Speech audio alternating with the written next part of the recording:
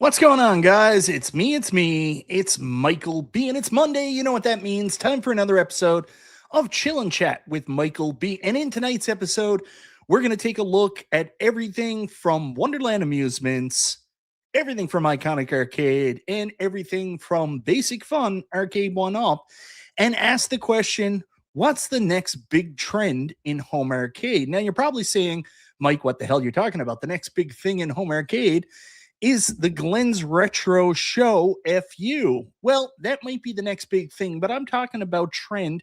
And I want to give a huge shout out to my buddy P-Dubs Arcade Loft on Super Game Room Dudes for bringing up this concept in my head that I haven't been able to shake all weekend. When he talked about the fact, can you imagine in a couple of years that people have whole home arcades built based on having these Wonderland pins next to each other? And it got me thinking, we are probably in a renaissance right now, or a new beginning for home arcade with all kinds of different companies out there doing fun stuff. And the question is, which one's going to lead the pack? Which one's going to be the one that people, lean to and go to and fill up their house with? So that's what we're going to talk about tonight on Chill and Chat with Michael B.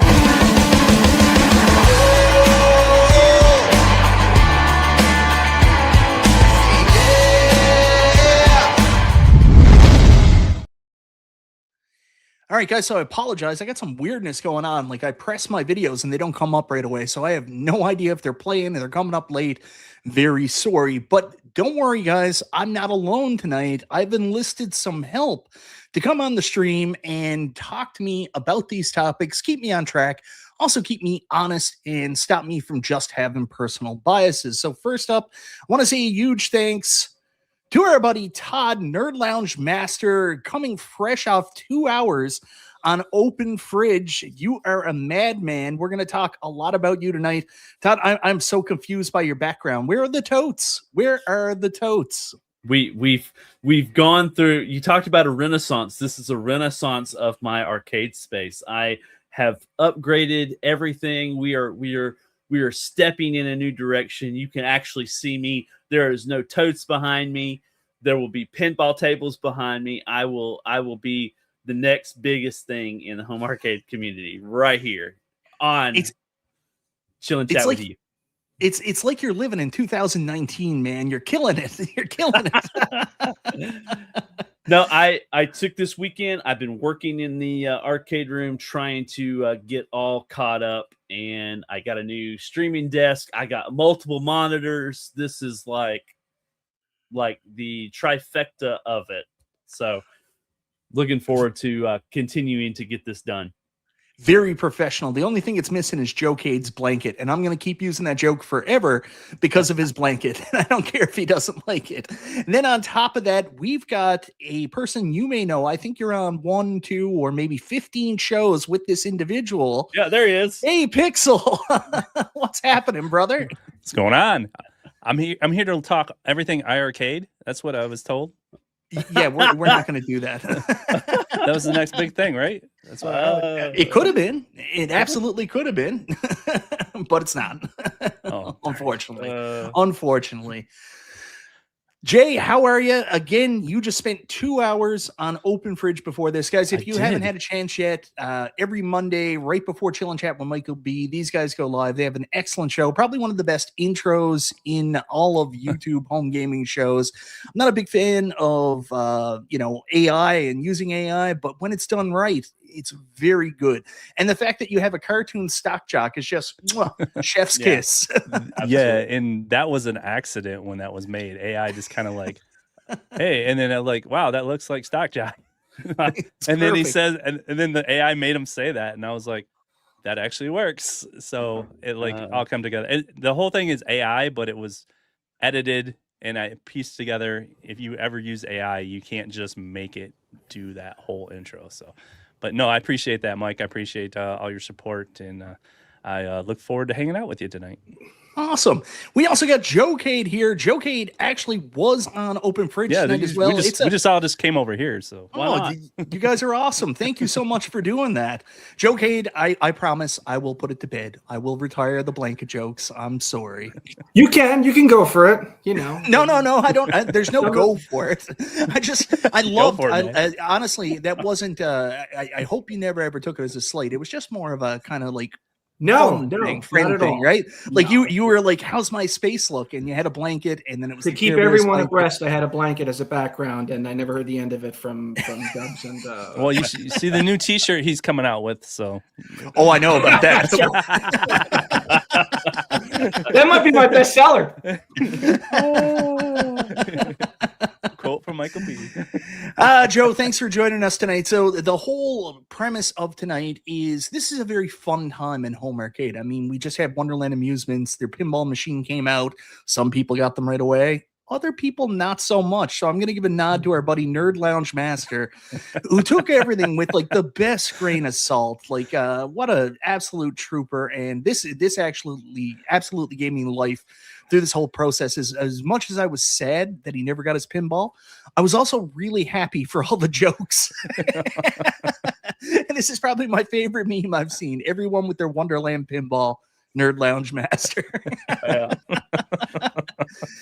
Todd, do you want to tell us a little bit about that whole situation? Because that was a absolute boondoggle.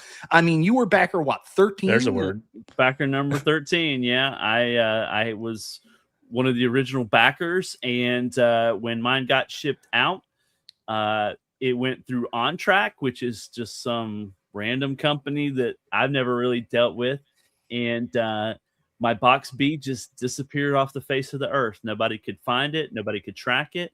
And was able to finally get it shipped to me through Speedtail. It wasn't a Kickstarter unit, unfortunately, but I'll take it for sure. But it was 18 days waiting for this thing. And I tell you, it was I definitely went through the strides, like you said, joking about it and trying to be positive about it, because they are a new company and I do want to support them.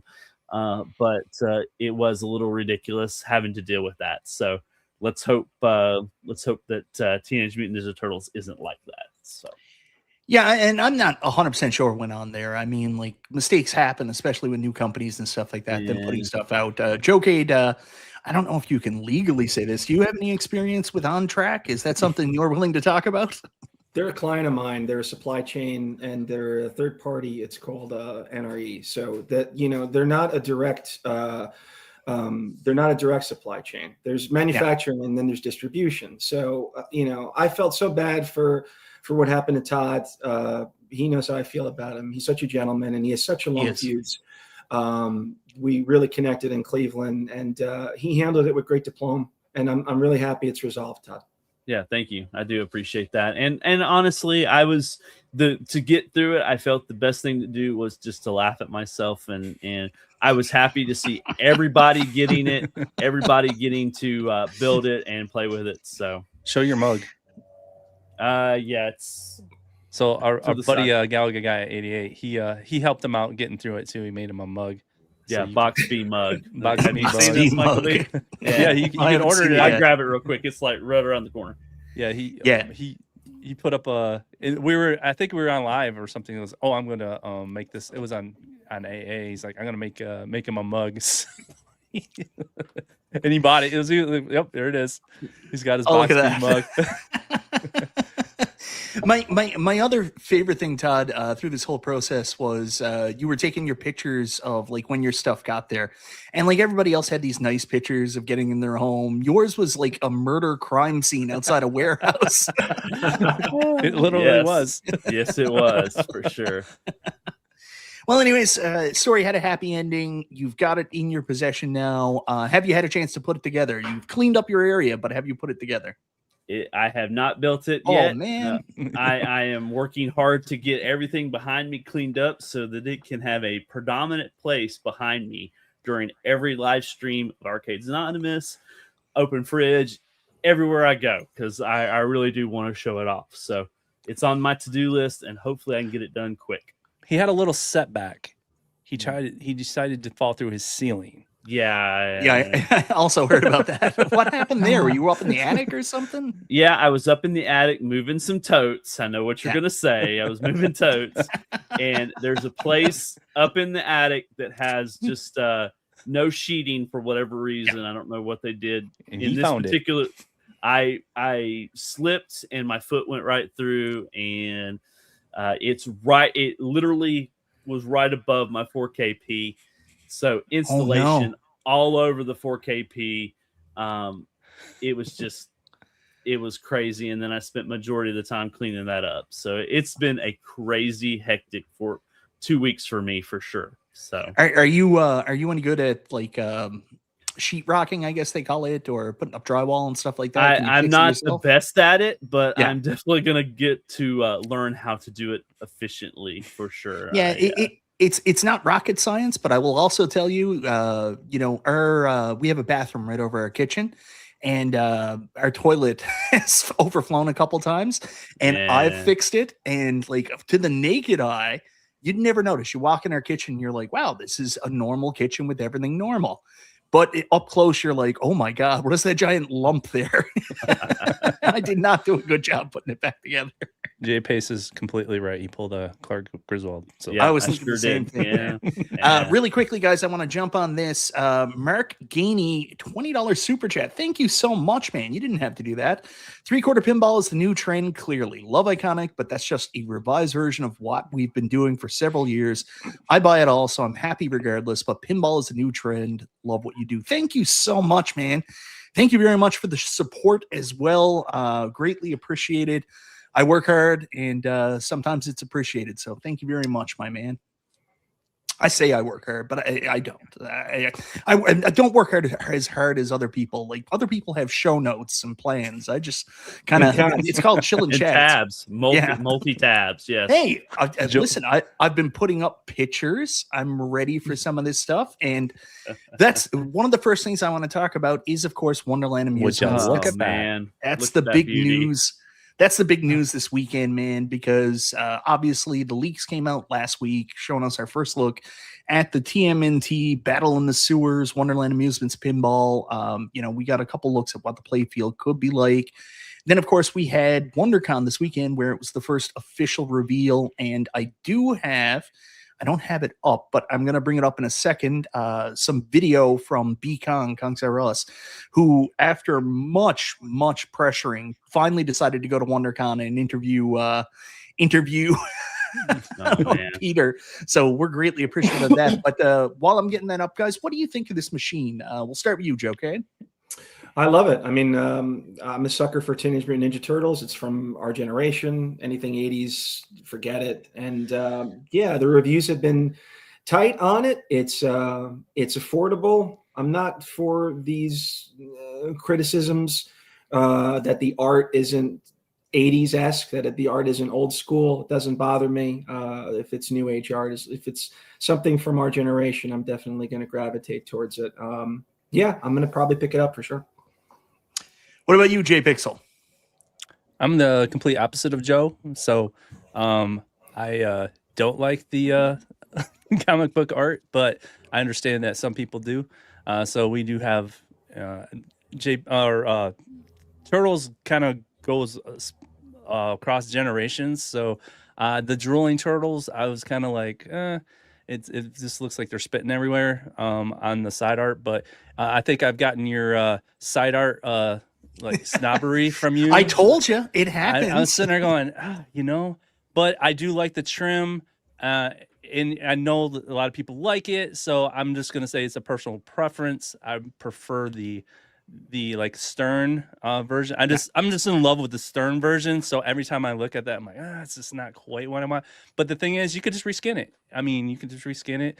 I'm just curious what they're gonna use for the DMD now, because I thought it'd be perfect to use the cartoon. It's a really good point. What are they gonna do? They're gonna have like just generic like art and stuff. That's why reason why I was like, if they went with the cartoon, they could actually use those assets. But it seems when I talked to them in Chicago, and they told me about this, and they said they have access to the complete IP, so they have access to all the different versions of Turtles. So I'm really, now that they've gone comic book, what are they going to use for the DMD? That's my next question.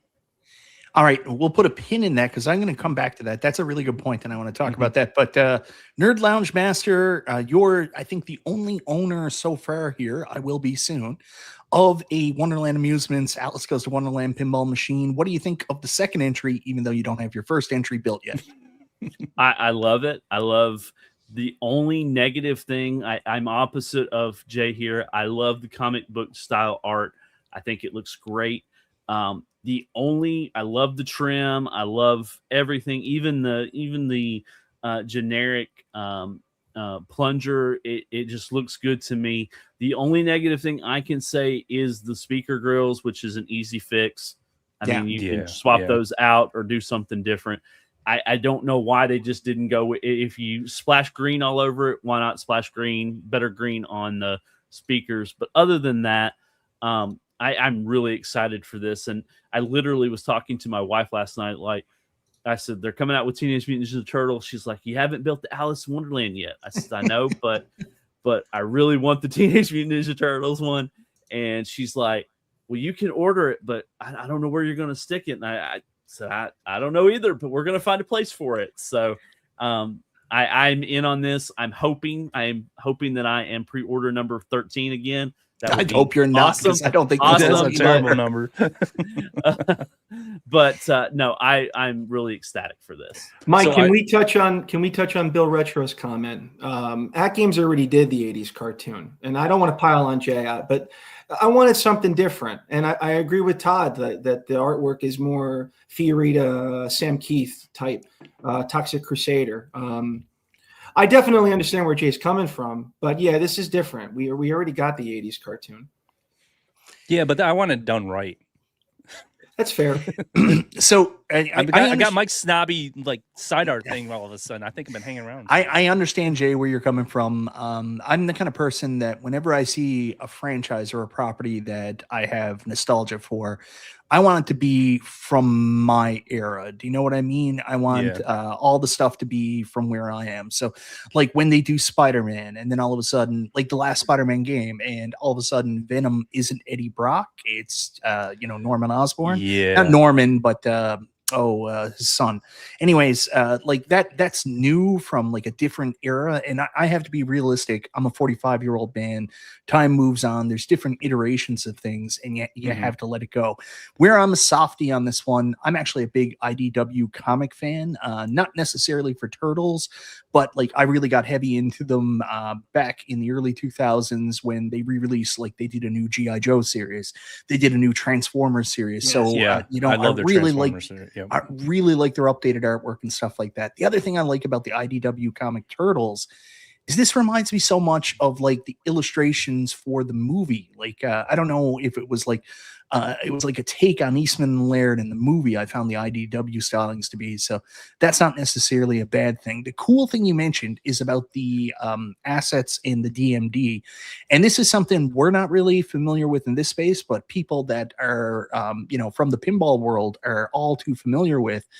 More than likely, it's not going to be cartoon assets. We're not going to get a lot of videos. They might have access to it, but I think it'll be more along the lines of it's going to be artwork from this individual and kind of more similar to what they did for Alice. However, there are people out there like Mystery Encoder who already has an Alice and is very interested in modding this stuff. And in the pinball world, a lot of times there's licensing restrictions, kind of like what we saw with WrestleFest, where they couldn't get certain wrestlers. And then what happens is the community steps up and goes, yeah, well, we're going to make our own code, and we're going to put the original assets in. They couldn't. So there's a possibility that some people from the community, not just modding this for looks, but might mod the code too and put those assets into the background. And you think of the toys too. Yeah. There's so many toys people could put in this. I mean, I think it's a great IP. I mean, don't get me wrong.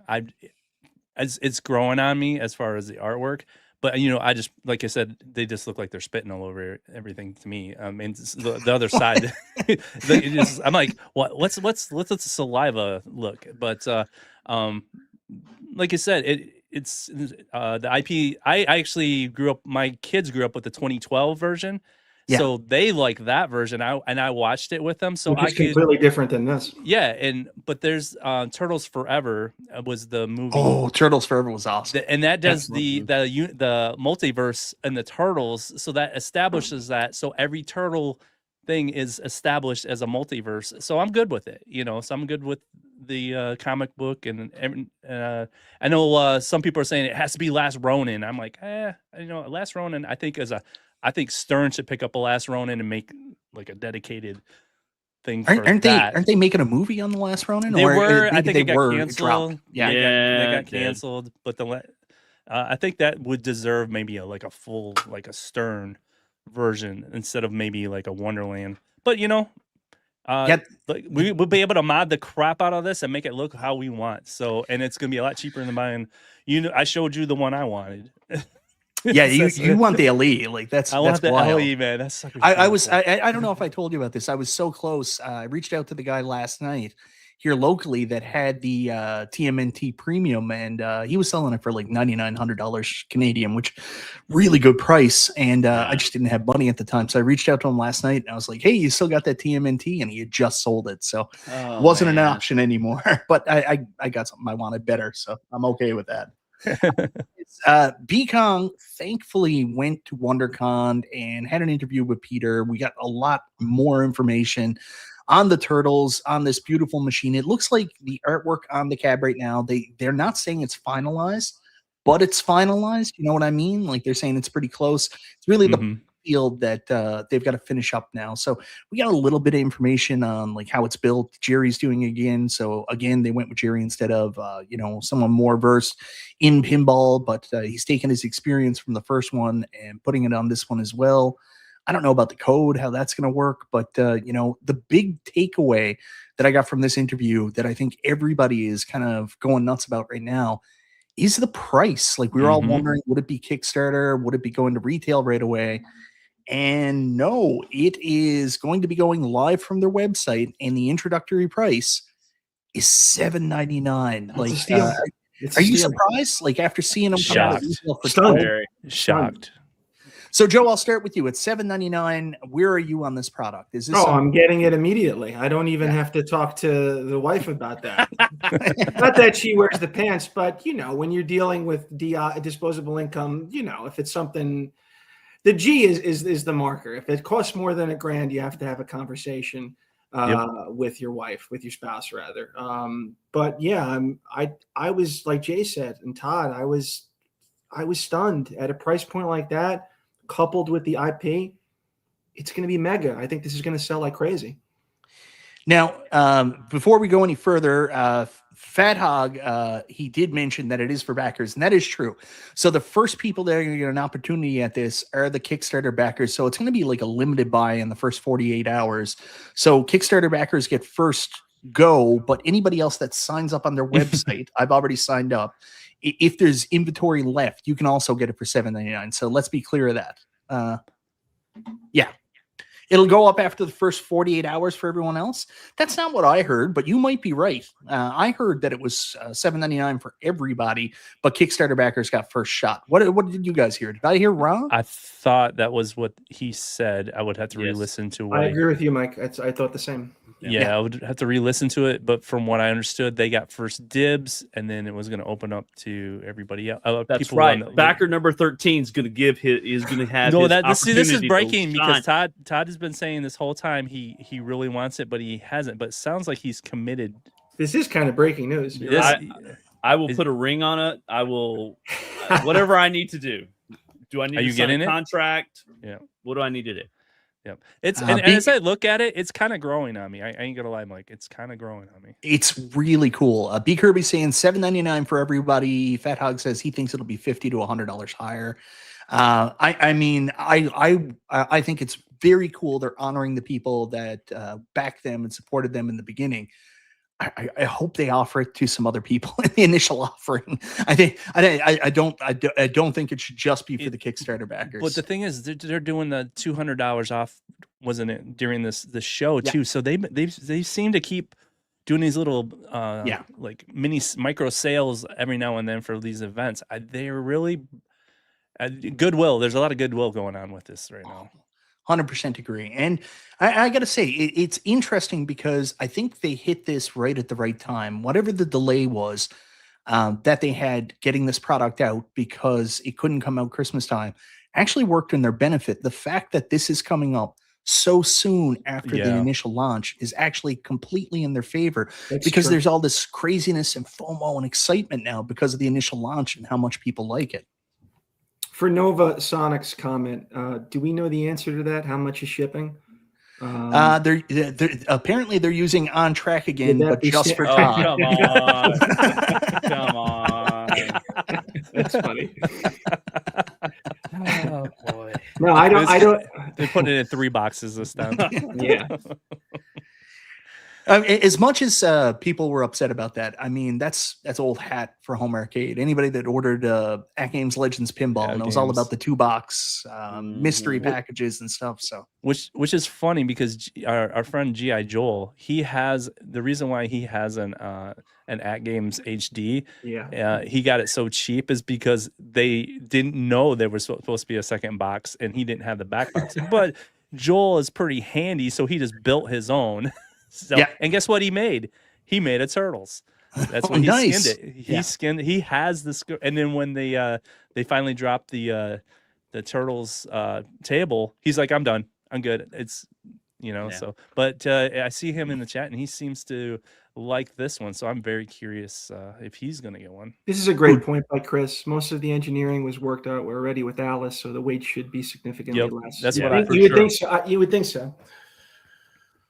Like anything, once you get the kinks worked out in the process, if you're in any kind of manufacturing, once you got a line running and that can build these and you don't go too far off of that and you can just keep going, I really do think they could hit 4 tables a year if they really wanted to. I know that's a bold statement, but if they really wanted to, they could do that. Look at that. You got guests, Shay. Yes, that's my son. What's up, Finn? Finn's here. What's up, buddy? What's up? Hey. What's up, guys? Hello. Just wanted to say hi. What's up, stream? So here's the question now. Blow up the chat. Here's the question now. So people are excited. They just added Alice. They've all got to put next to their At Games Legends pinball. It fits in so well. Now this is coming out, and P-Dubs asked that question on Super Game Room Dudes this past week, and I thought it was just such a great question. Do you think that people will now turn around and start building their own pinball game rooms with the products from Wonderland Amusements? Is there Pinball enough alleys? That's a great pinball question. alleys? Yeah. Is there enough interest to do this, and will this become a trend? The same way Arcade1up did, because originally most people probably got an Arcade1up saying, I've always wanted an arcade, an individual arcade. And next thing you know, you're like me and you're like, why do I have 30 of these? I think the inroads that were made for this community, price point being the top, are paramount. And I mean, that's what did it with A1Us. People could say IPs, they could say 3/4 scale. What moved Arcade1ups was the price. People live under a budget. They live under disposable income. And pinball tables, especially if you're a pinhead, they were always at like something you'd have to save up for. You get something at $7.99, Dubs is right. Dubs is that you're going to see, or maybe someone said it. Maybe it was you, Mike. No, it was P Dubs. It was P Dubs. I'll give him full credit for that. He said some other stuff during the show that was really pathetic about him starting up his channel again and struggling as a YouTuber. And like, honestly, it just came out really sad. You guys were like, no, but each other there. Yeah, I think you're going to see a renaissance for sure.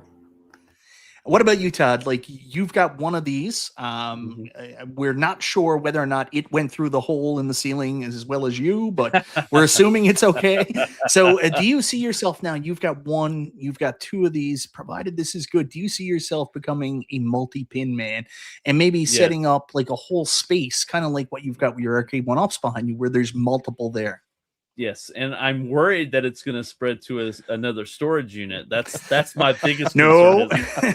I'm going to have strong, so many. Todd. I gotta, the new Todd has got to think about space. But I'll tell you, I see this happening.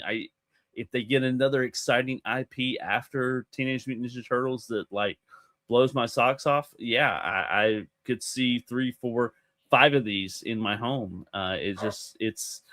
It's addictive, like the Arcade1ups, where you, man, I got one, I want another one, I want another one, I want another one, and then you're sitting on 30, 40 of these things, and you're like, what am I going to do now? So I'll ask the question though, and this is the thing that I could see this preventing this from happening. This stuff happens where you get wild about it when there's a lot of availability over a short period of time, but right now, we're standing at maybe one a year from Wonderland Amusements, and their pinballs coming out. So the only thing that I'm a little dubious about on whether or not like that vision will come true and people will build like these big giant spaces is I think people will be really interested, especially two of these being, one coming out for pre-sale right after the other. But like, are you going to wait like 5, 6 years to build up that arcade? Like if they're only doing one a year, like, is that something that will attribute to maybe this not catching on the way we're kind of envisioning right now? I don't think so. I think that people are going to have so much fun modding these, turning them into their own personal machines and making them. I don't think that the weight is going to be a problem, because by the time that Teenage Mutant Ninja Turtles ships, I'm going to have mine built. I'm probably going to mod it a couple of times. I'm going to add things. I think people are going to, that's what I'm really seeing with this community so far, is people are loving adding to this machine and making it even better than it already is, painting it, wrapping it, doing all this cool stuff with it. I think that it's going to keep the interest up, and I think it's going to push it through until the next one drops. And then we're going to do the same thing over again. We're going to mod it. We're going to do things with it. And I think it's just going to keep rolling. So this is what's going to happen, Mike. See, Danny's going to buy Wonderland as super cheap, and he's going to get Israel Gaming. He's going to get him to get him a G.I. Joe skin that he's never played, and he's going to turn it into a G.I. Joe cab. I was getting ready for the diatribe with this. Like, don't mention that, Todd. You're leading us down a dangerous path. Danny's going to be every week. Chat. What am I building? Chat. He's going to have a poll, and it's going to be some obscure thing he's never heard of, but he's going to be super hyped for it, and everybody's going to laugh at him and have a good, entertaining laugh at him. So that's what's going to happen, Mike. That's going to happen. It's already in the works. I already seen the blueprints from Israel, so it's happening. So there you go. So Jokade, you're familiar with this. Like, you watch Cornercade and stuff like that. So obviously he has the first one now. He only really has room for 2 pinball machines. What do you think the probability is that Cornercade will get a third? And if he does, where's it going?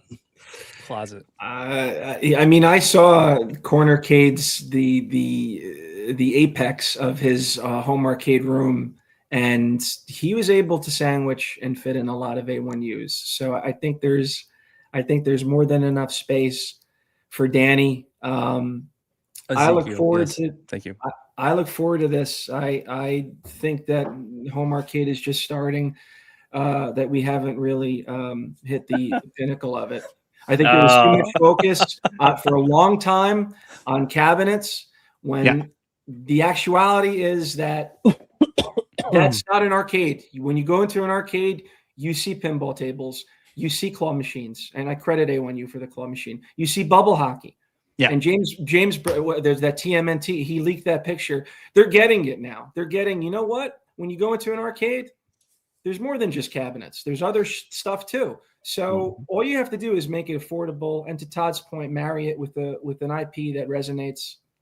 And I think that we're in for. I think that the best is yet to come. Oh man, look at this! Look at this Yeah. thing. So speaking of that, that's the other thing that's really interesting that they're doing here, because they may not be a company that makes just pinball, right? And they're not a company that'll make multiple pinballs per year, but that doesn't mean they won't make different home arcades. And they said that during that interview with Beat. We're a home arcade company, not necessarily just a pinball company. So of course, this is the leaked image of the Teenage Mutant Ninja Turtles table. That a huge thank you to Neo and Kevin over at the Arcade Insiders. And again, this is Kevin from the Arcade Insiders. Thank you very much for getting this image over to us. So this is the Turtles. Cool dude. Turtles ice hockey table. Originally, we had heard some leaked information that it was going to be a Super Mario Brothers air hockey table, and it's Nintendo. I think it's going to be hard for anybody to get the Nintendo rights. So obviously having the world of TMNT makes sense. What do you guys think of this air hockey table or bubble hockey table? Do you think this is something, depending on the price, you'd be interested in picking up? For me personally, no, because these things take up a lot of space, and you would Really? I had a foosball table. I love foosball. I picked it up for $25. And we played it for, I would say, a good couple months, and then kind of got sick of it. It just doesn't have. You'll be able to pick this up probably pretty cheap somewhere eventually at a Goodwill or something, and then maybe you play with it for a little bit. It just doesn't have the longevity of maybe a pinball. But I'm all for them trying to get multiple revenue streams, whatever it takes for them to. Hey, I hope they sell a lot during the holidays, and then it makes them a ton of money at different IPs like this. I think they're slapping on one. I want to say this, Mike. I do own a SpongeBob claw machine, and I would love to have a SpongeBob pinball. And how much do the kids? I'm sorry to interrupt, Jay. How much do the kids play on that? I have to turn the thing off because they fight over the thing. They fight over that thing. They absolutely love mine it. too. Mine too. So I have to turn it off, and I don't even put the key in. They move it around and make it so I don't even care. They have a ball playing with that thing. So if they have Nickelodeon, if they do SpongeBob, it's a whole nother story. So so I'm glad they got Turtles. I'm hoping they just reskin a lot of their stuff, and with the whole freaking Nickelodeon IP, I think they'd be printing money. RTX Pinball, yeah, I think that is Casey as the goalie, and I'll go back to one of my favorite ever episodes of Teenage Mutant Ninja Turtles when Casey Jones infiltrated this major corporation. He still had his mask on, golf bag, and he still got the job. He still got the job. I remember that. That was hilarious. So I put this in the category of Sonic the Hedgehog and Arcade1up with their new XL cab. I look at this, I'm a huge Turtles fan. I grew up loving hockey, but if I was to get a tabletop hockey game, I would want something that's more Canada, Russia, Canada, United States, or NHL related than I would something like this. But if you put this in club stores, how many kids are going to walk by this and be like, that is absolutely awesome? This will sell out. Yeah. If they do it during the holidays. When our Costco, all the arcade stuff they had, from the Stern to the little Sonic My Arcade thing, completely sold out. Completely. Anything that was any IP, anything was completely gone. They didn't even go on sale. So the claw machines, the Miss Pac-Mans, and people were playing all of it, and they had a bubble hockey too. So that also. So this is going to sell. I see this comment from the Not Here and from RTX Pinball, and I understand where you're coming from with this. Again, you got to keep in mind it's not a final version. This is a prototype rendering that they have done, or a prototype version. The thing that really takes away the I don't know what you would call this necessarily, but the thing that kind of makes it look cheap, that I think is an easy fix, is the base. The base looks like Yes. it's just, so cheap. If Like they did plywood something, that it's a little bit more wood, but if they close this in, even if it's still just MDF and painted up and stuff, I think that would do them a world of good, making it look more like a pedestal or something. and less cheap. Is this Don't going to have be a better way though? to Is say this it. going to be flat packed? Because that would factor into it. Yeah. Yeah. So that's probably why they did it that way. Good point. But Joe, go ahead. Sorry. No, good point. I said to Jay, that's why the legs look the way they do, because it's going to be flat pack. I love this. It migrates away from the binary mindset of what an arcade should be: pinball cabinet. When, again, like we said, it's, you find claw machines in a pinball, you find bubble hockey, you find skee ball, you find the basketball. What's that double hoop? You find other stuff. Shop. Yeah, and it's like finally now, I feel like 5 years into this, companies are getting it. So I'm glad to see it, Mike. I think it's going to do very well. Easy fix. Make it like a pub table with it just Yeah, four-sided. That's There a you good go. point. Easy fix. It can still be flat packed. It'll still look, very nice with the graphics on it. But I agree with some of the chat. It does look cheap with the base that's on it, but hopefully they can fix that or hear what the community is pub saying. table option, that is a good idea. Yeah. Hey guys, it's our buddy Chaotic What's up, BPR. B? Good to see you, Chaotic. Mr. Chaotic, buddy. Miss you, brother. Now, B Kirby threw this out there. Now, I don't know if you remember this. One of the earliest episodes of Super Game Room Dudes we did back in like 2020, 2021. We actually had the team on from ICE, not ICE that you know today. God, no. Not that there's anything wrong with that. I just don't want to get into that topic. But it was ICE Arcades, and it was right at the start of the pandemic. And if you're not familiar, these guys sell like high-end home arcade type stuff. One of the products they sell is the Super Chex Bubble Hockey. And, they were talking about how they were getting away from the consumer or commercial market at the time because so many people were locked at home and nobody could go out. So the commercials weren't really buying. So what they were suggesting at the time was selling to the home market and coming up with different versions, like home versions. And when they came out with a price point for the home version, you got to remember, this is around the same time Arcade1ups were still selling for $3.99. They were selling their bubble hockey for like $3,000, and people lost their minds on Super Game Room Dudes. They were like, "What are you trying to sell us here?" And I'm like, "I'm not trying to sell you anything. Just tell me about something." Jeez. What are you thinking? Setting those prices so high, Mike? Yeah. But like, you got to keep that in mind. Like, I know people are saying this is cheap, but then you're comparing it to something that's also a lot more expensive, right? Yeah, better quality, more money. Much better quality. And B Kirby brought it up. He of course, did the whole Super Chex thing, and it's awesome, but it's expensive, right? Yes. So you got to keep that in mind. All right, guys. So the other thing I wanted to touch on really quickly, I saw a couple comments when I started up here saying, and I touched on this briefly, about why aren't you talking about Glenn? Like, why wouldn't I be talking about At Games tonight? And like other companies like Polycade, why can't they be the next big trend? And I just want to be clear about that. And I'll ask you guys this too. When I'm talking about trends, I'm talking about going back to P-Dub's comments. Like, I love what At Games have with their 4KP. I absolutely love that machine. I think what they're doing right now is smart, coming out with the HTP versions, a cheaper retail version, and then coming out with an advanced version. I think there's a market for that too. But there's going to be few and far between people that then go out and get every version of the At Game product and fill out like their entire arcade with different versions of the At Games Legends pinball. You know what I mean? And I think it'll be few and far between the number of people that go out and buy. Like, you're going to buy one GRS Build-A-Cade FU. Right? You're not going to buy like 5 and fill a room up with it. So just to be clear, that's why those companies aren't included. Unless you think I'm wrong. Here's your opportunity to speak. No, I think that's a fair assessment. You're not going to go and buy those. If I bought one, I would buy just one. It wouldn't be one that I would have 5 or 6 of. But, with Wonderland, if it's 5 different models, I'm going to look at it because the tables are going to be a little bit different in some way, shape, or form. Fat Hug says I'm wrong. He has 5 V pins. Well, he does.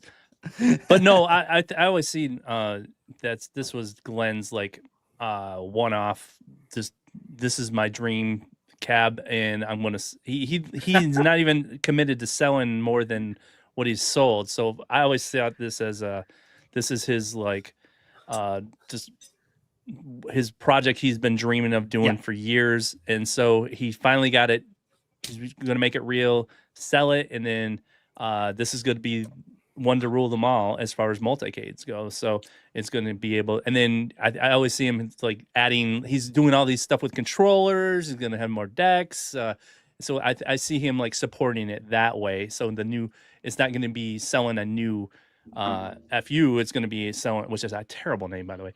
Terrible name. But he's going to sell new decks. So that's what I always.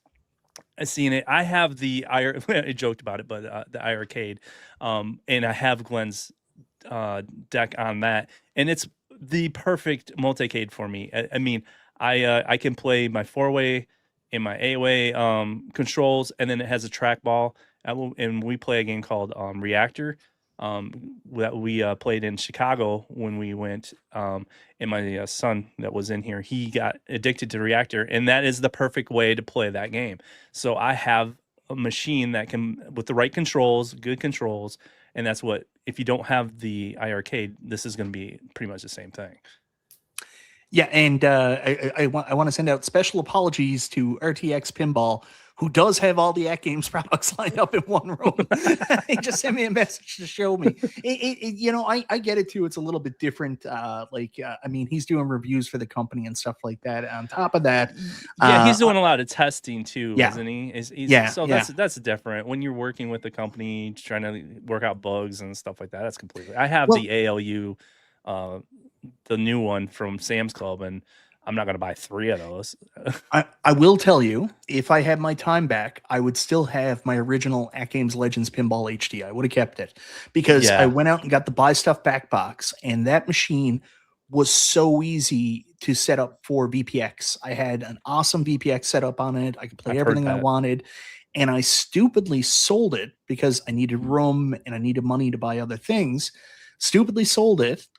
And then when I went to set up OTG and VPX on my 4KP, it didn't work. It didn't work as easy for me. It's a lot more involved, and I just didn't have the time to get back to it. So I miss having the HD just for the comfort and flexibility of playing VPX. Yeah.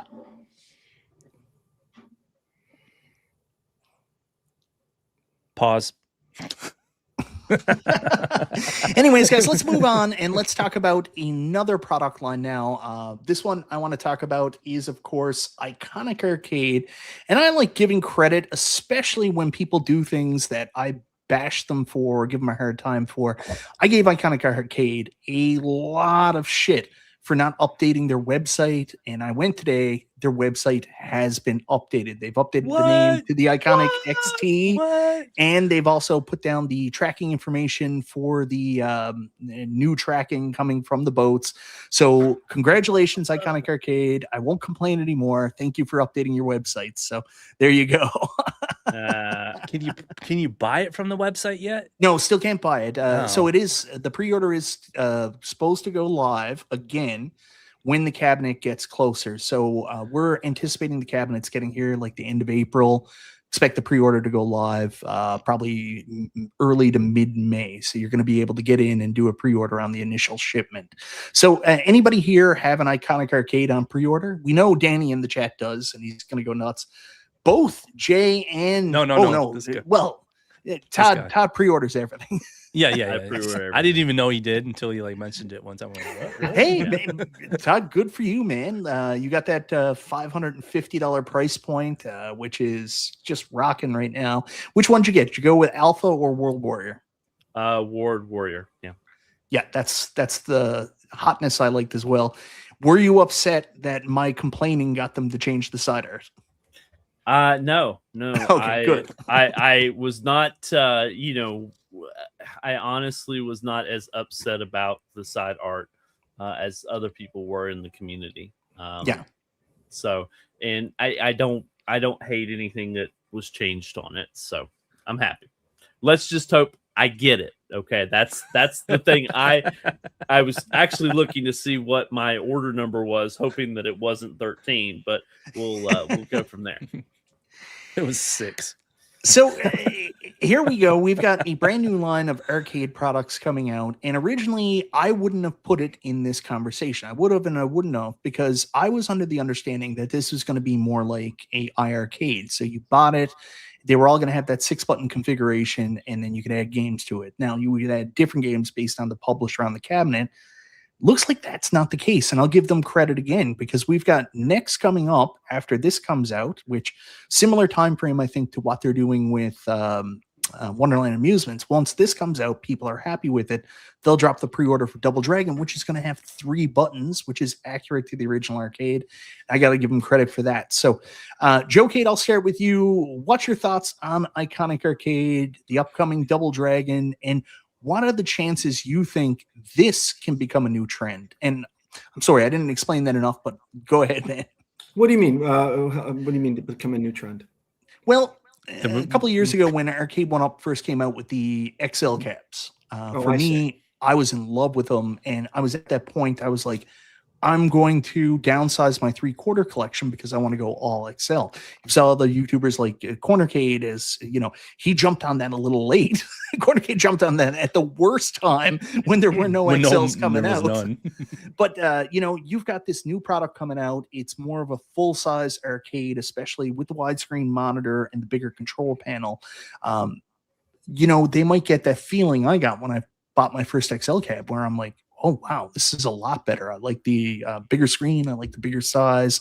Find it to be an overall better fit for me. So, what do you think the chances people are going to get this? Yeah, I'm not a bigger is better gamer. Like, I feel like the 3/4 scale was good for me at the time. I mean, now I've enlisted GI Joe to help me raise the cabinets. Yeah. So I know there's a level of contradiction in what I'm saying. For me, it's all about the games. You have to have games coming out. And as I'm saying this, John D is actually answering my question indirectly. Iconic Arcade. Can you go back to that? Yeah, absolutely. Iconic Arcade may have 6 cabinets out this year. That's wild. Now, if that's a factual statement, if they can guarantee that 6 cabs are coming out this year, that's tremendous. That's, I'm rooting for them. The more competition we have in this industry, I think everybody agrees, the better. And 6. Yeah, this can become a trend, to answer your question, Mike, as long as you keep pushing out and producing great games. Oh, look at this. Yes, World Warrior Alpha 2. So that's going to be 2 of the cabs. Double Dragon, 80s title, 80s title 3, 80s title 4. Holy shit. Wow. Well, this is breaking news. And so go ahead, Jay. I'm confused now, because I was under the impression, like you were, Mike, that these were going to be like an iArcade, that we're going to be adding more things to them. Is that not the case anymore? I mean, or is the online store maybe will eventually come. I don't think that that's the priority right now. I think the focus right now is getting good cabs out with the games that come included and bonus games because time to time. Because the 3-button thing didn't make any sense to me if that was the case. I'm like, wait a minute. But to now say that 6 next month is April. Hang on a second. Okay, 19K Fox is saying that's not John Day. I'm sorry. No, that's a joke from Friday. 19K Fox knows it's John D. Okay, he just keeps saying that's not John D. Sorry. So it is John D. So I watched Friday. You guys, that's incredible. P-Dub's like, if that really is you. John, if that's you, please dial 911. Blink twice. I love what they're doing 80s. I mean, I love 90s cabs too, but if I have to, what 80s are they gonna? You always say that, Mike, and I'm like, they did a ton of 80s, dude. I'm like, we're doing the. I'm gonna plug our show real quick. Arcades announced we're doing the cabinets of we have sections 80s, 90s, and 2000s, and the 80s section, is, Arcade1up did a ton of them. I'm like, what are they missing that you're like, they got to do more 80s? I'm like, dude, they hit all of them for the most part in the top 10. Which one are they missing? They didn't do a proper Defender. They did a Defender Partycade that was proper. Okay, they did do a Defender though. Yeah, but that doesn't count. Okay. Just putting Defender on a cab that's a Mortal Kombat Okay, cab doesn't what count else? as making a Defender. No, they made a Defender Partycade. That Are you kidding with this? No, I want to know Sinister, what. Shinobi. What? Mike, what get number? him, Mike. Are you Oh kidding? yeah, No. Come out and say No, I that, wanna that know they which didn't do one enough. you- Wait a minute. To come out and say that they didn't do enough 80s? Are you crazy? I Oh. like Joe Cade angry, Oh, no, especially when no, it's no, not no. at me. No. What are they missing, Joe? What are they missing? You ranted off half a dozen. He said one. He said one. I did not say one. I said Sinistar. They never did Sinistar. They never did a Shinobi. A1U. Road they- Blasters. I'm sorry. I mean, Road I Blasters. am Road asking a Blasters. question. I am They- not They insinuating. never did I- Afterburner. I am asking Mike a question. I have done. This is Chill and Chat episode 270. I think 265 of them were about the 80s games I wanted Arcade1up to do. So Yeah. I'll let you go back to the backlog. But you should have them rattled off right now. You should be Oh able to, yeah, like- well I did it's- Rally X. Hubert- I'm not coming at Jay. I like Jay a lot, but to no, say I said they did the top 10, right? Yeah. That's what I'm saying. Which No, one of the top 10 are they even, missing? Even in the top 10, I mean, they they're didn't not do going to get Donkey Nintendo. Kong. They didn't do Donkey They're not Kong, going to yeah? get Nintendo. well, that's You know that. Nintendo, Mike. That's You're not going to gonna get be- Nintendo. Yeah, But they didn't do Cubert. I would argue Cubert is 100% They didn't do the top Sinistar. They 10. didn't I do was Cubert. told nobody wants Cubert though from another. That's Well, crazy. they are Jay, wrong. from another They are show. absolutely wrong. I'm just saying that's all I heard. They didn't do pole position. They did. There was a ton that they didn't do. Like Robotron, yeah, like Yeah. the 80s are the apex of this. So And- so What about Gallagher Guy 88? Doesn't he deserve his mappy? No, Yes. no. So what one do you think John is going to lean towards? I think John's idea for his company is very different from what, let's say, I think Basic Fun 100% are going to be an awesome force, and I like what they're doing. I'm very proud of them. They're very proud of what they're doing. I think that's fine. It's going to take a while till they get to some of the stuff, but I think they're going to be more super mainstream. I think they bought Arcade1up. Expect more of Arcade1up. So these top titles. I'm not saying John's not going to do that, but I do think that John's concept is that he wants to, obviously wants to make money and he wants to do some mainstream stuff, but I think he's really looking to try to please the arcade hardcores. So I think he's going to do some stuff that other companies probably wouldn't do. It's like that last line of cabs that, last line of games he put out. John loves to put a deep cut on one of these cabs. Like everybody's like, Forgotten Worlds, like Cyberbots, Right. like why? And John's like, I think it's cool. No one's ever put it on a home arcade before, right? So, I could be wrong, but I would see John doing, I could see him doing another Rampage cab. I could 100% see John doing a Rampage where I don't think anybody else would. I could see John maybe circling back on Space Invaders. Nobody has done a proper Space Invaders because Space Invaders was It's a very big hard to bomb do. for Arcade1up, but and it's very hard to do very well. Mhm. So there's lots of things I could see. Rolling Thunder and Iconic Shinobi arcade. would be- Well, he's got Capcom, right? Well, also John is Capcom. So Yeah.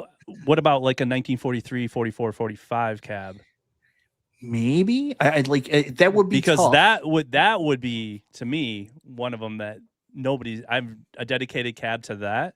Yeah. I would absolutely love. Berserk Frenzy Cab. I love that idea. I have no idea what he's doing. No clue. Sinistar I don't know. and Shinobi would rock. Shinobi's Sega, right? Shinobi Sega. Shinobi Sega, yeah. But I'm saying if you get them, then you can get Afterburn. Then you can get creative. Like then you can get some of those real bangers. Of Karate the- Champ. Hey, Uncle Alan's here. Good to see you, Alan. Data East. Would he do Data East? Would he do RoboCop? Well, you know what? I would see John doing a Burger Time first. Burger Time. Yeah. Okay. A real Burger definitely Time. bring Would him. it look like a Make Burger it- Time, or would it Yep. look like? Yeah. Okay. Yeah. So Data East would be. There's a lot of stuff you could get with that. So is that what you thinking? Because is it Do you think he could get Namco? Are you thinking he could get? Well, I think anybody can get Data East. I think, four Data of us East right would be a now, good if we one. put together like $100 between us I could put and it call on my Gmode, they my would Paw sell us Patrol. their license. Yes. I want to make a Paw Patrol version of RoboCop. Yeah. So, like, this kind of caught me off guard because I wanted to get into the conversation. We talked about it with Wonderland. I think there's a real excitement, genuine excitement for what they're doing because a lot of people are out there now, like our buddy Chaotic. Like, I heard him say in his video, and I heard him say personally, like he was like, I love pinball. Like, I've loved pinball all my life. Like, he's so invested into the digital pinball space. But he didn't think it would be a possibility for a guy like him to have like a real mechanical pinball at home. And when the opportunity for Wonderland came up, like he jumped on it. He jumped on it at $9.99 through eBay, and like it's just everything he's ever wanted. So I mean, that's something that's fascinating about this. It's definitely a new take, but we're going to an old take here, which is the feeling I felt when I first started getting these XL arcades, and I was like, this is what I want. I want a room full of these. So now John's doing that with the Iconic Arcade Peter from Eldholm, I think the name of the company is, and Lenovo. They're coming out with this bigger arcade, and we're going to get it in May. And I hope like it's the same reaction. I hope people get it in their home and they say, I love it. So happy with it. We get that excitement and FOMO we got with Wonderland. But then to follow it up with possibly 4 more cabs coming this year on top of those 2, that creates that initial excitement and availability that Wonderland kind of doesn't have, where people that are new to this and experiencing these bigger arcades for the first time can say, wow, I can build a whole room of these. That's a really in good short point. order. That's a good point for sure. Yeah. You But feed in appetite. But you also think too, like Joe was saying, we want more than one thing in our game room, and having more than one company making different things, I think is a good thing. I don't think that you're complementary to each other. If there's one thing I ever learned from Cornercade is you need all your cabs to be exactly the same size, exactly the same shape. And you think that's funny, but this guy right here is doing the same thing. No. Come on. Well, what fascinated me about Joecade was when he was telling me, he's like, yeah, I saw my cabs down to make them the same height. I'm like, what are you doing, man? He did. And then he's like, wait, it's shorter. I need him taller. Yeah. Now I enlisted in GI Joe. Shout out to GI Joe the- cabinets to get the lifter To for get the his, A1 use. get his length back. Get his 4 inches back. That's I mean, wow. I mean, John D said that you heard it here, that'd be great. 6 cabs, majority of the 80s for 2026. And I think he had a comment that 2027 will be focused on 90s. So that's, you want that. You want that concise organization from companies. And I relish any company that's going to come out that concise. Hashtag 4 inches. There it is. 4 inches. There it is. Bill's got a great comment here. I don't know what it's in reference to, but That was your last time you had some guests on here. What kind of idiot throws out the hashtag 4 inches? We're all like literally That we're is backstage patent going, pending. Okay, that is we're all like, patent pending. dude, that's not a good hashtag. We're all like, what is he doing? Why is he saying this? He's like, yes.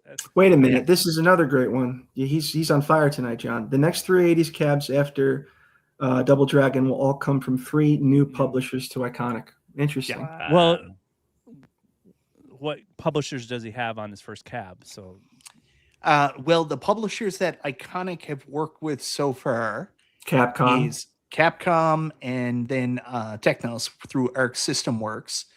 And technically, they also work with Namco too, because they did some kind of like handheld or something with them as well. So I don't know if he considered Namco to be also a new or existing I'll be all publisher down they with work Namco. with.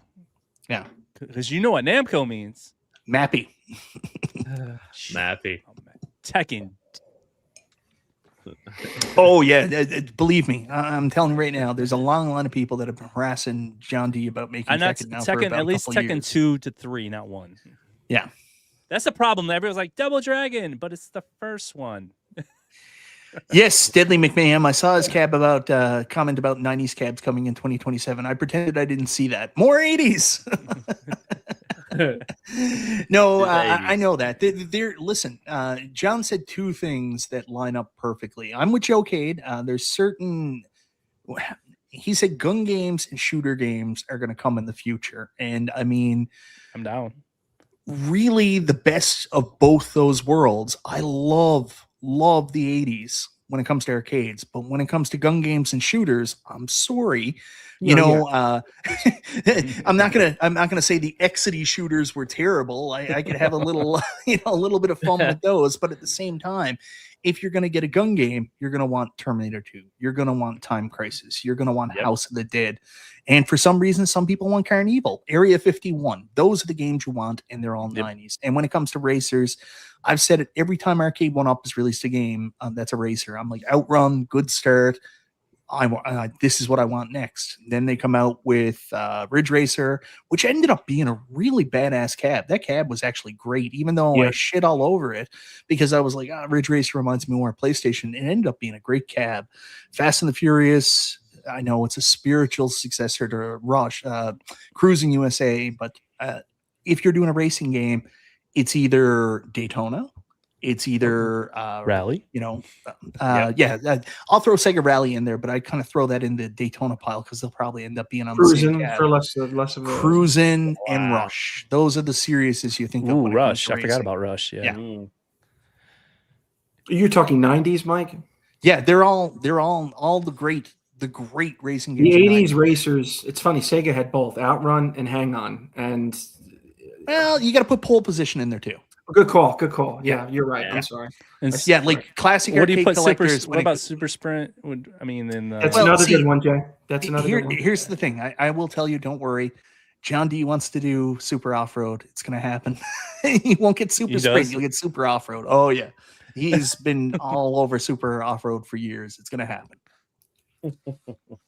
Is it going to be like a one-player steering wheel, or are we going to get two-player steering wheel? Well, he might go 3, but 3 is really, really expensive. I think it'll be 2 steering wheels. See, all this is great.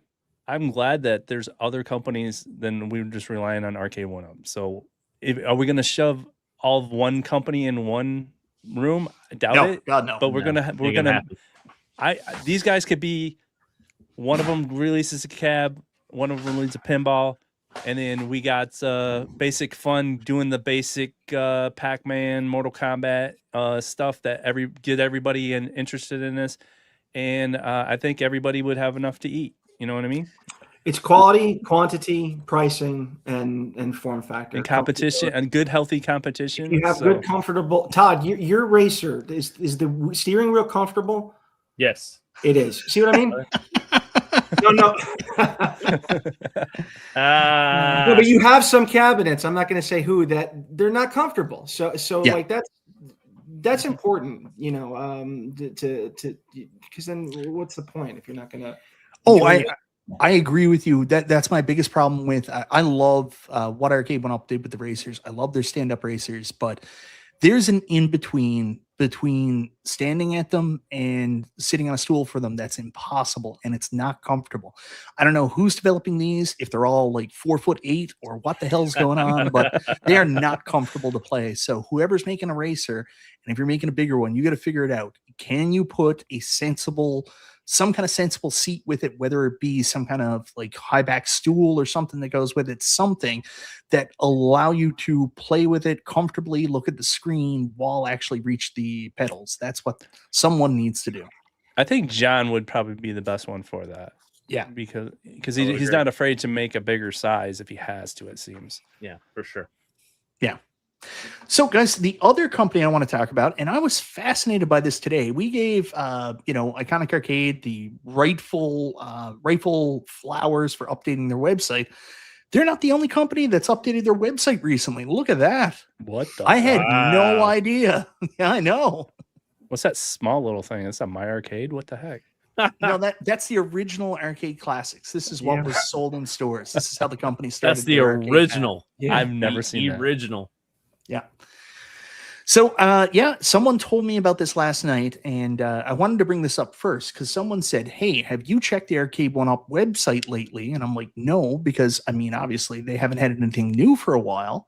They said, "Go check the Return of the Jedi cab. It says BOE monitor," and I was like, "Oh my god, they're re-releasing it." It was a mistake on the website. They've updated it, so it's back to 17-inch LCD monitors. So no need to panic. There's no new version coming out right now. I was worried. Anyways, I did go there last night, and I was impressed. But at the same time, it's weird, right? Like, you know, it's finally the amalgamation of these two companies. And essentially what we're looking at is basic fun arcade classics. You know, what we saw from the Amazon store on the front page of Arcade1up. The times, they are a-changing. So which one are they going with? pick a side, guys. Pick a lane. Pick a lane, people. I think the arcade classic section is going to be dropped, but I think from what I understand, like the cabs are still going to be called Ultra going forward and Supreme instead of it'll never XL be called Deluxe. That. It'll be never called that. You're going to refuse? It's XL all the way. So it's anyways, confusing. Ultra what? Supreme? What? Ultra Supreme? Am I ordering Taco Bell? What the heck? It's XL. It's pizza. It's pizza toppings. You can get the Supreme. We're ordering pizza. Has all the features of the Deluxe, but more. Oh man, it's XL. It's really easy. It's not that hard, guys. Yeah. So, you know, it would have been hard not to have this conversation about Arcade1up really being, you know, they're still the trend. I mean, whatever happens in home arcade really kind of lives and dies with what Arcade1up has been doing over the course of the last couple of years. People may disagree with me, but it's kind of true. When Arcade1up's hot, the other companies were hot. Everybody won, like the third-party companies, the other people. Yes. It was because of this boom and the success that all the other companies succeeded. And, you know, we're in a different place now, though, because, you know, obviously home arcade's not as big as it once was. But it is, like I said, in like kind of a renaissance period now where it's growing again. And the question is, we've just talked about two amazing companies doing really cool shit that's really exciting.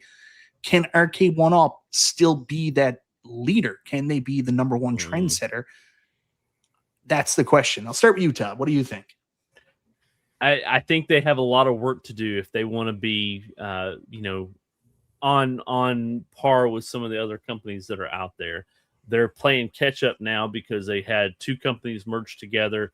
They've got all their eggs in one basket. And I hope that they're listening to us. I hope they understand that the community wants more from them. And they could be on the top if they just listen to what we're saying and add those changes into the next line of cabs that's coming out. You know, every cab should be Wi-Fi. Everything should be Wi-Fi. All the things that we've asked for, they should be doing. Yeah. And I want to be supportive of their company. I want to buy their products. They just need to listen to what we're saying and implement those changes moving forward. What do you think, Joe Cade? I root for them, so I have a bias here. They're the ones that started this whole thing. They're the ones that got me into such a wonderful hobby that I'm a part of, connected with my children, my niece. You know, I root for them. I want to see them succeed. Are they behind the eight ball right now, so to speak?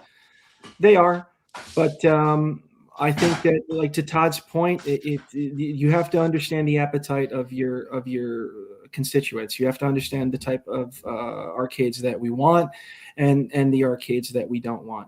The branding, I think that's brilliant, having both basic fun and Arcade1up. That's very akin, Michael appreciate this, to when WWE bought WCW.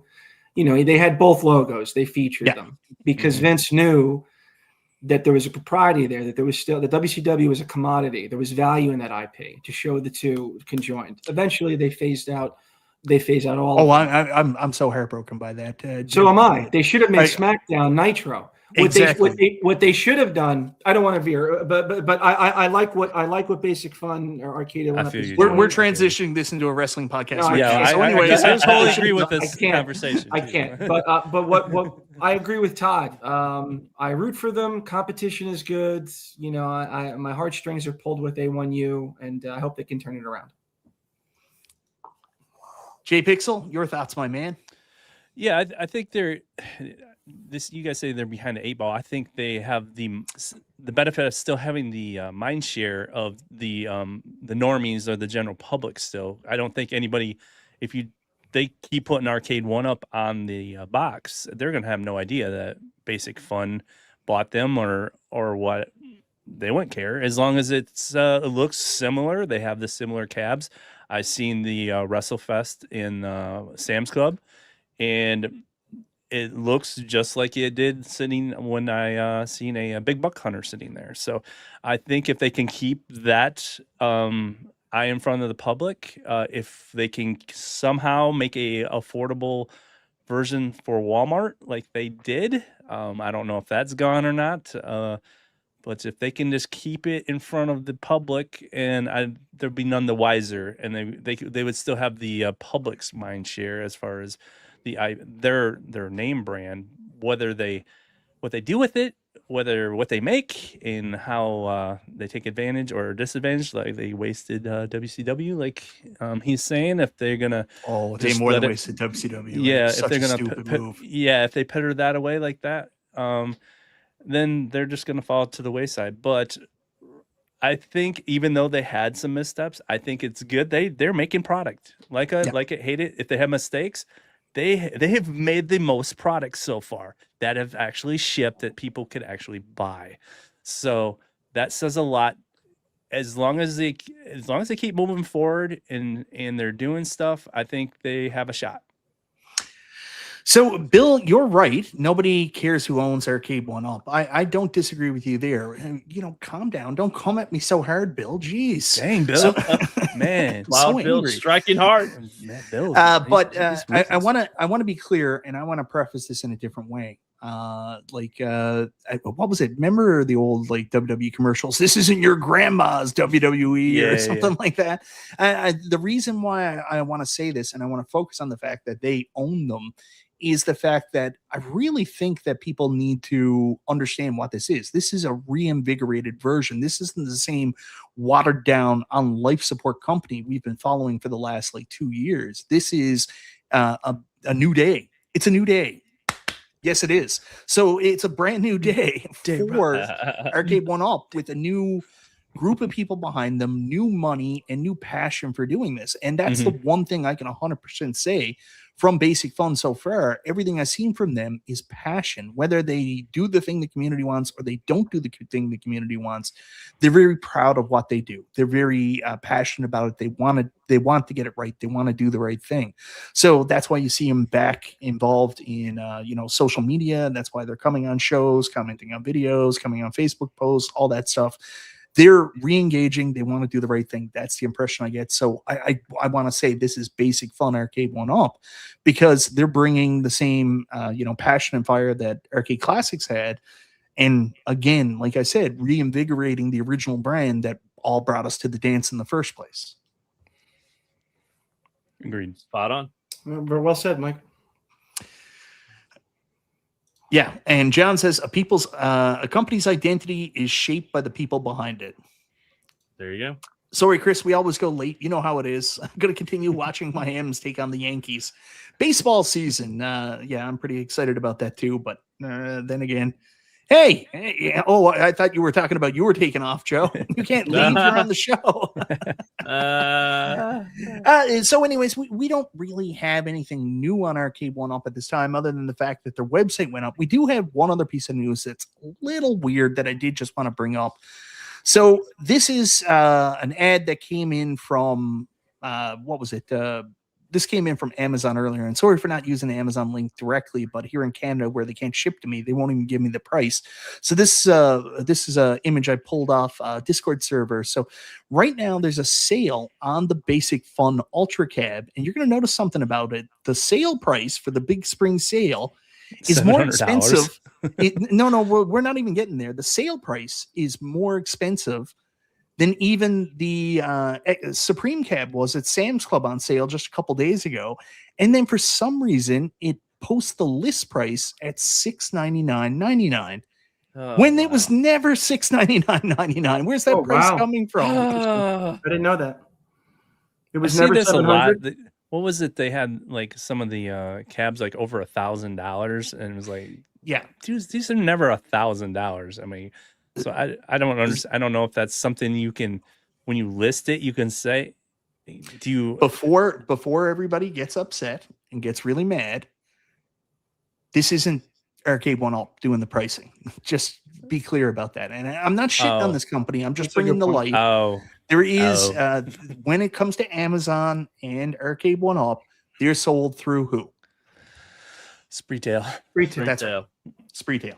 And this isn't, this isn't to discriminate against them in any way or anything like that, but they have a dynamic pricing model where this stuff happens. And I don't understand why they do it, but I'll give you another example. No, that's not the one I wanted. I found out a little while after this went up that the Alice Goes to Wonderland is available in Canada through Best Buy Canada, and it's actually available through Spreetail. So let me just pull this up. Sorry, I didn't have this ready. So while you're doing that, Mike, I know, like, I was in retail, and there was like some laws and stuff that said that you have to, if you say it's a set price, it has to be that price for a certain amount of time to be able to say that you sold it at that price. So we always had to originally go back to the original price for at least maybe a week or two, and then we could have a sale again. And otherwise, we couldn't call it a sale. You know what I mean? Because was it the MyPillow guy got in trouble for that because he kept on saying that it was a discount, even though he never sold it at the original price. Yeah. So I don't know if you can't say it's a sale unless you actually sold it at that original price for a certain amount of time. And I learned, like I said, I worked in retail, so we always had to set things back for at least a week or two at original price, and then we went back to a sale. Wow. So here is the Alice Goes to Wonderland machine, and I've been watching this for a while. I feel bad for Nick's. You guys know Nick's Reviews? He picked up one of these, and like he's like, digital pinball royalty, like pinball VX, all that craziness. He's very he's crazy on it, right? So he was really excited. He bought one of these, but the price has been all over the map on this one, and it's been hard to follow. Like, at when it first came up, it was around US at $1,100. I was like, oh, it matches the US price. That's great. Then about a week later, it jumped up again, and that's when Nick bought it, and it was up, to a price similar to this. I think it was like $1,621. And then just last week, it jumped back down to $1,529. Now it's jumped back up to $1,691.99. And it's always like, save this amount. And it's hard to really, it was never more than $1,691. So this is the most it ever was. So where's so the it's saying it was like $2,000? Yeah. Wow. So I don't know if you get, like I said, I don't know in Canada if you have the same issue. I don't know, but I will say, as much as this is confusing and we can pick it apart, the Spreetail is always sold in Canada. They sell through Walmart, Amazon, and stuff like that. And as much as sometimes it's frustrating because I'll see, like, they were the only company that brought the Capcom HS5, Capcom Street Fighter Deluxe to Canada. And at first it was like, well over $1,000. I was like, I'm never fucking buying that at $1,000. But then they'll have these amazing sales where it's sold for $531. And that's when I finally picked it up. So as much as we kind of like balk at the dynamic pricing and we're like, what the fuck is this, that it's saying that it's this much money, they also have sales too, which, make it worthwhile. Wow. They actually put it down to the regular price sometimes. Sometimes, and even less. Oh, wow. So I just wanted to bring that up. That's the only other piece with Arcade1up. But, the other thing about that, like, and that's the crux of the show, like, we know what they have coming out now. We know what they have coming out in 2026. for you personally, seeing like Sonic come out, Miss Pac-Man XL, they're going to have a Pac-Man, they're going to have a Galaga, and then some other surprises. Do you think there's enough there for them to kind of combat what the other companies are offering to build a home arcade? And then to really wrap this up in a piece, will they be the leader, or really are all these companies all going to be the leader and we're just going to keep buying all these? And it's a trend that all of them are going to sell. So, Joe, I'll start with you. Well, they started it. So like when that happens, yeah, you have other companies that piggyback. You know, I hearken back to the streaming services. You know, we've got Apple, we've got Amazon Prime, Hulu, how many different? There's a ton, but like Netflix started it. So like, you know, there's ebbs and flows. You know, there's moments where Netflix is the king of the mountain. And then there's other times where it's just, okay, Paramount's big, Peacock, whatever. Depending on what's on it, right? Yep. I'm sorry, say that again? Depending on what's on it. Depending on what's on it. You're stealing my, yeah. So sorry, Joe. I'm sorry. I'll just no. But that's a good point. That's like, you know, Netflix sometimes is not the king of the mountain, and other times they are because of Stranger Things, Cobra Kai, whatever. So to take that analogy, to take that metaphor and apply it here, it all goes back to the games where, you know, I can repeat myself. We all can repeat ourselves ad nauseum.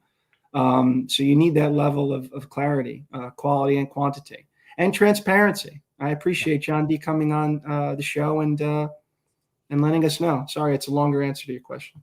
No. You're totally cool, man. And what about you, Nerd Lounge Master? Look at you there. with all your stuff behind you. Yeah, with all my stuff behind me. No, I honestly am rooting for them. I really want them to succeed. I want them to be in that top tier with all the others. I think Wonderland's going to take it away for 2026, in my opinion. But I think that Arcade1up Basic Fun basically is playing it safe. They know that they can sell Pac-Man. They know they can sell Galaga. It's we're gonna get our feet. You're playing it safe. They're releasing a Sonic the Hedgehog cab. Yeah, I mean that right there is just like, you know, they are just taking it to the basic that they can take it, and just hoping. So they want people to have basic fun. Basic fun. There you go. Basically So. But I think that if they really want to step up their game, they're going to have to push the envelope. And I think the only way that they can really do that is to listen to what we're telling them. Take the games that we're suggesting, the ones that, you know, Mike, you know this. I have tons and tons of Arcade1up cabinets. I have the countercades. I have the partycades. I have all these, but I want something new. I'm not going to buy another Pac-Man.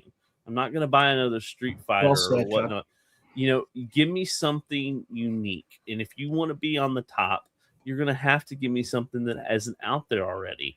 And I really hope that they come up with something. You know, 2026 may be a pass year for them or whatever you want to call it, but going into 2027, they really need to hit the ground running and give us what we're asking for. And I think that you'll see them come up as the top dogs again. Maybe not 2026, but maybe 2027. And then, you know, John D, take them away, you know, give them a good run for their money. Competition makes, you'll get my vote with which one I buy. Iron sharpens iron. That was the only thing I was really sad about with Basic Fun's acquisition of Arcade1up. I wanted 3 of them fighting it out, like, because we win then. They're all killing each other to make the best products for the lowest prices. We win. Yeah. What do you think, Jay? Well, I think as long as they can sell Pac-Man, they'll be all right. I mean, I'm not lying. Pac-Man is the normie game. There's a reason why that was the one that Arcade1up kept coming out with.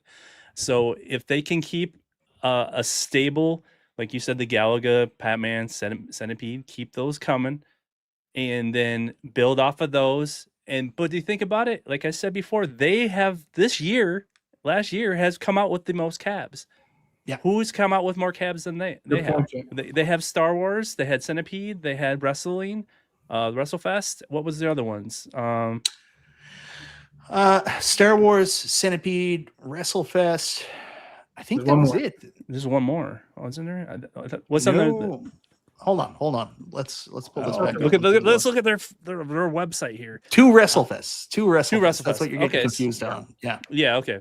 But they actually came out with these machines. They weren't pre-orders. They were actual products. They shipped quite fast, to be honest. And I was listening to those insider guys. They still have access to some of the older cabs that they can sell. So I don't know. Can they still sell the Fast and the Furious? Can they still sell the ones that are already made? It sounded like they could still order these. They still have the lines that they could order. So keep those out. Keep those out there. Keep a Mortal Kombat out there. Keep those, and then come up with they came up with a WrestleFest. They came up with a Star Wars, and they came out with I get you on the Centipede, but I actually, if they would have got that Centipede right, I would have loved that cab. I would have been all over it. Yeah, I just maybe a tweak of that one, a tweak of that Centipede cab. I'll be all over that. Move the artwork up on the cabinet and get rid of that joystick. Get rid of the joystick. Give me some put a vertical trackball monitor in it. I'm all in. I'm all in. They're First so company that does that wins my heart. Make a proper Yes, they're Centipede. so close on that one. Do I think they're going to make it? Yeah, because they got the bangers. They got the 80s that you want. They have those, and they can build on that too. So as long as they do that right, and then they keep coming out with some new stuff, I think we'll be okay. And then we got John. He's doing the fighting stuff, and he's probably going to do some stuff that they're not going to do. And then we got the pinball, and then we got At Games, whatever the heck they're doing. At Games has their place. At Games absolutely has their place. And we got Joel. I want to give a shout out to G.I. Joe Cabs. And Joel's filling in all the gaps where nobody else. Everything that we said about listening to the consumer. You want a Robotron, you want a Popeye, you want something, you want to raise the cabinets, being transparent, active in the community, nice guy. He's the best. Now, to be fair, he wants somebody else to do Robotron so he can. I'm tired, boss. I want to go to sleep. I want just put your pre-order up. We'll order them, and then you'll be done, Joel. I promise. Just get them out. Really quickly, $5 super chat from my buddy Ezekiel, the Chicago Retro Ranger. Thank you very much, Ezekiel. I really hope Iconic and John D make games like Cadillacs and Dinosaurs, AVP, for example. Licensing may suck, but John can do it. I know John can do Alien versus Predator, but I'm going to bring up his comment here, and I'm going to tell you, Cadillacs and Dinosaurs, not possible, unfortunately, because there's a lot of licensing complications there. I actually really have a friend from YouTube I've known for years. I hope he doesn't mind me name dropping him. His name's John Delilah, and he used to run RetroWare TV back in the old days of the Game Chasers and all those guys being on that page. Anyways, he actually works for Cadillac, and I put him in touch with John D at one point, and he wanted to make a Cadillacs and Dinosaurs game because it's like his favorite arcade game of all time, and he works for Cadillac. But licensing restrictions on that are complicated because I think you have to get Cadillac on board.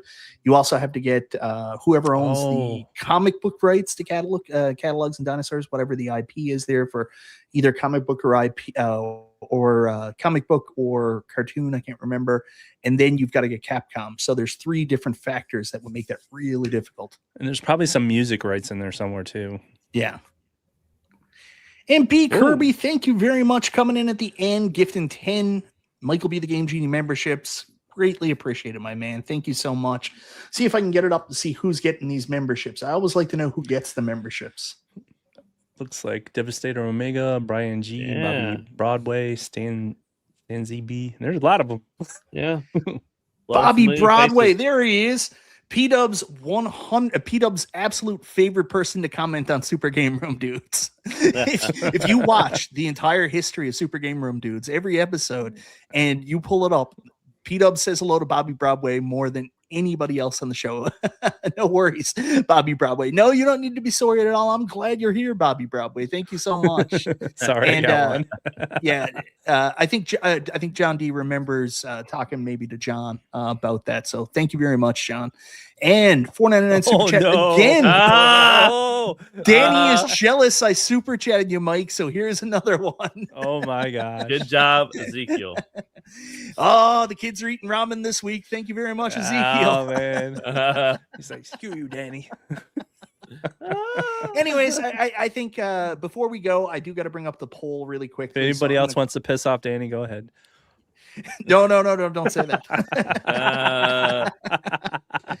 I'm gonna take a quick screen grab of this to bring it up on screen. I never do this, but I got skills now. Wow, that was a 1%. I teach you the art of tabs. Yeah. All right. So here we go. Crazy. So here, what did they say? Image file. I'm getting good at this YouTube thing. Not really, but I'm going to pretend I am. Ooh, this is close. That is close. This is so 1%.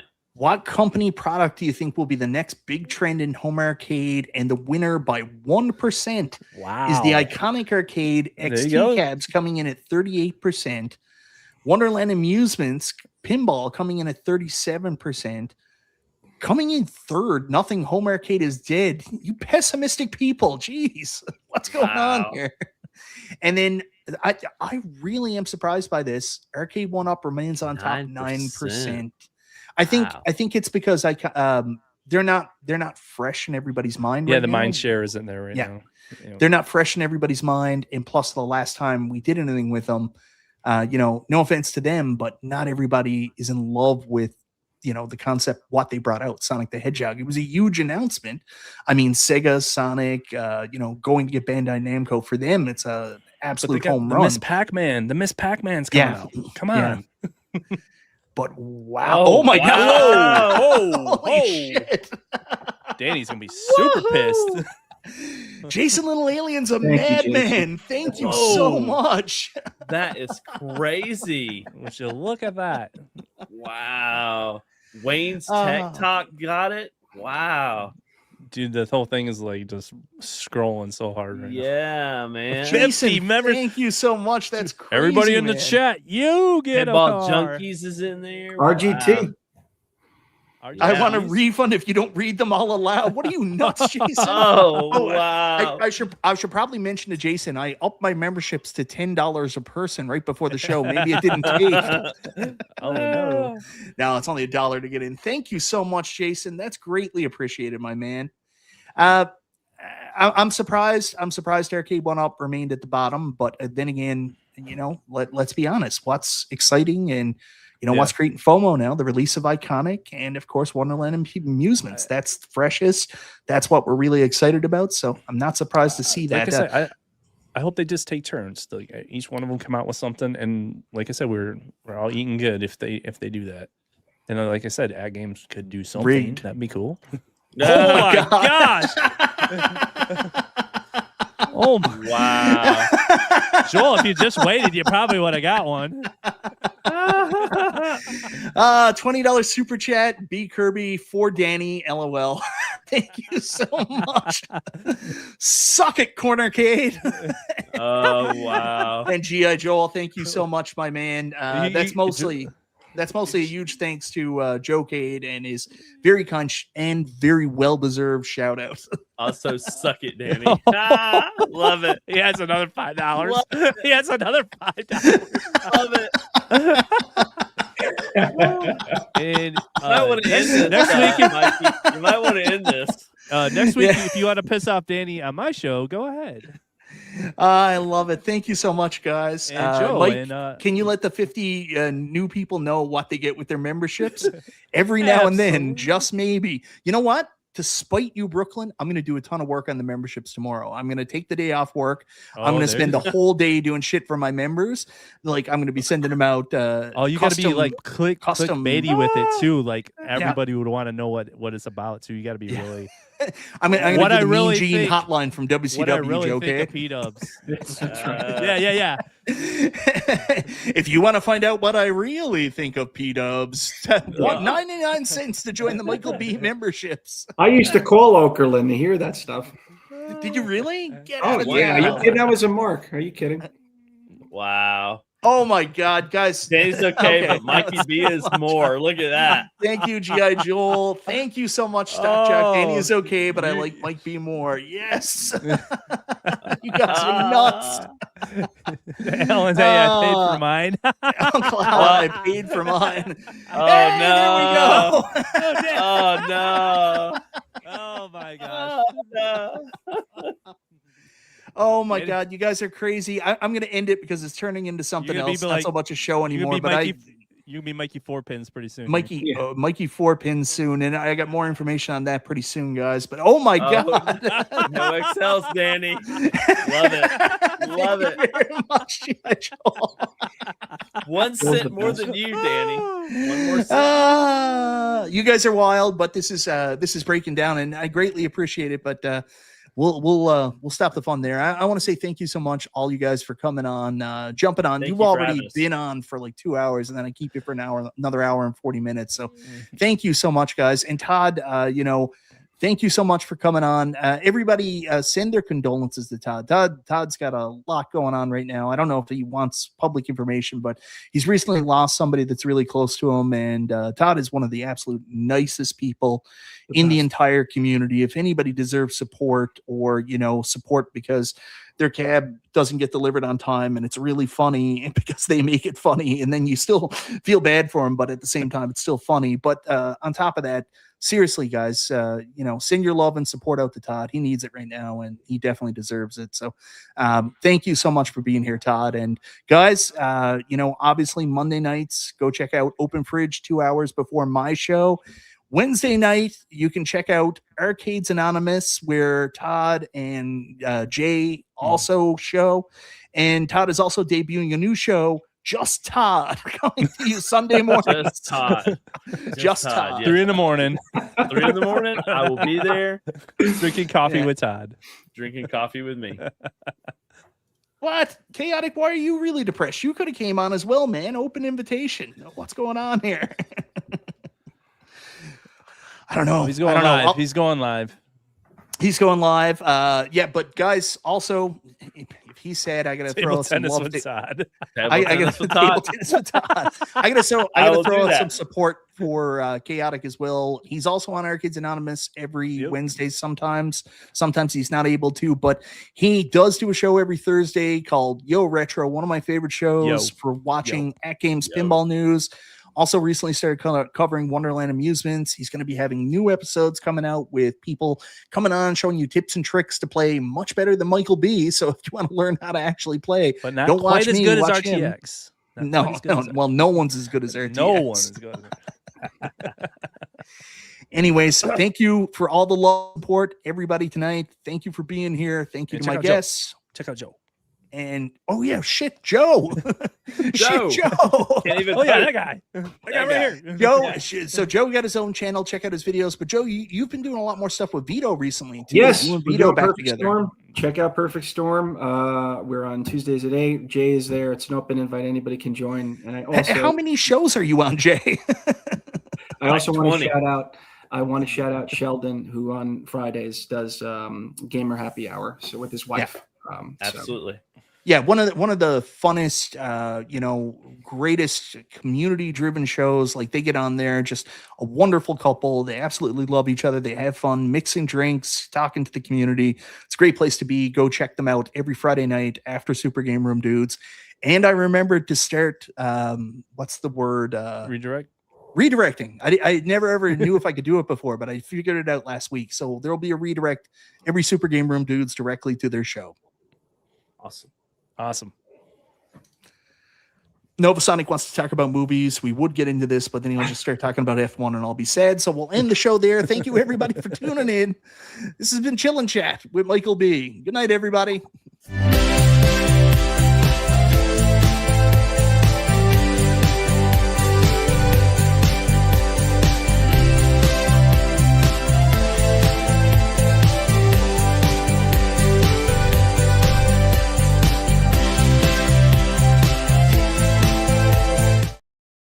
Man, Daddy must be pissed. Oh, I know what Chaotic's problem was now. It's not a big deal. He just needed more people to play Arc Raiders with. Oh, Oh. there we go. I can't get in.